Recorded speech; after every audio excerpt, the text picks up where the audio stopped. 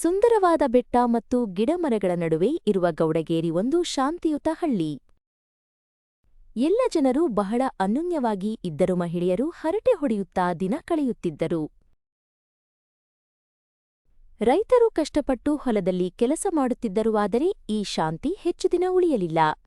ಒಂದು ಕರಾಳ ರಾತ್ರಿ ಕೆಲವು ದರೋಡೆಕೋರರು ಮುಖವಾಡ ಧರಿಸಿ ಹಳ್ಳಿಗೆ ಬಂದರೂ ಊರಿನ ಕೊನೆಯಲ್ಲಿ ಇರುವ ಮನೆಗಳನ್ನು ಕಳ್ಳತನ ಮಾಡುತ್ತಿದ್ದರು. ಮರುದಿನ ಎಲ್ಲರೂ ಆಶ್ಚರ್ಯಪಟ್ಟರು. ಊರಿನಲ್ಲಿ ಎಲ್ಲರಲ್ಲೂ ಅದೇ ಮಾತು.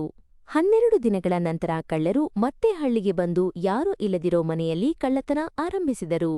ಮನೆಯಲ್ಲಿ ಇರುವ ದುಡ್ಡು ಒಡವೆ ಕದ್ದರು. ಆಗ ಹಳ್ಳಿಯ ಹಿರಿಯರು ಈ ವಿಷಯದ ಬಗ್ಗೆ ಪಂಚಾಯಿತಿ ಮಾಡಿದರು.